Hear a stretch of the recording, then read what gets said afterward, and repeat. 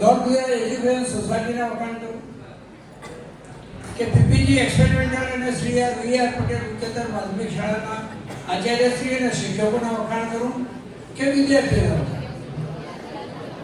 મને એમ લાગે છે કે પહેલા વિદ્યાર્થીઓના વખાણ કરું તો સારું.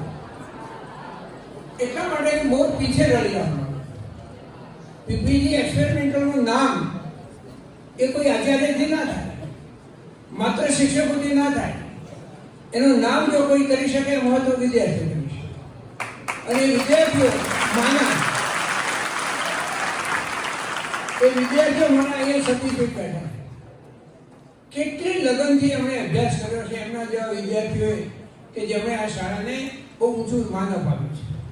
એટલે સૌથી અભિનંદન હું શાળાના વિદ્યાર્થીઓને આપું છું કે તમે પણ એવું કામ કરો કે પાટણ શહેર નહીં, ઉત્તર ગુજરાત નહીં અને આખા રાજ્યમાં તમારું સ્થાન પ્રાપ્ત થાય. હું શાળાની એક જ વાત કરી દઉં કે ગુજરાતની 5 શાળાઓમાં એક્સપેરિમેન્ટલ હાઈસ્કૂલનું નામ છે. અંબુભાઈ પટેલ જ્યારે સેક્રેટરી હતા માધ્યમિક શિક્ષણ બોર્ડના, ત્યારે એમણે આખા ગુજરાતનો સર્વે કર્યો હતો અને એવી 5 સ્કૂલો ગુજરાતની હતી કે જેનું સતત 5 વર્ષો સુધી 95% ઉપર રિઝલ્ટ હતું અને 5માં એક એક્સપેરિમેન્ટલ હાઈસ્કૂલ. એ કોને કારણે? તો એ વિદ્યાર્થીઓના કારણે, વિદ્યાર્થીઓના વાલીઓના કારણે, શિક્ષક મિત્રોના કારણે અને આચાર્ય મિત્રોના. જસ તો બધા આચાર્ય ન મળે પણ આ બધાનો સંયુક્ત સહકાર. વચ્ચે દરેક સંસ્થાનો દસ્તો હોય.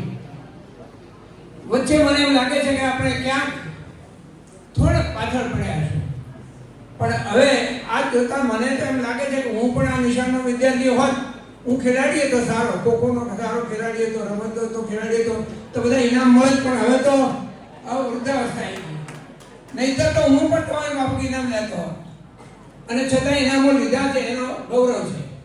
પણ સૌથી અભિનંદન પહેલા તમને આપું કે તમે એક તો શાંતિપૂર્વક અહીંયા બેઠા.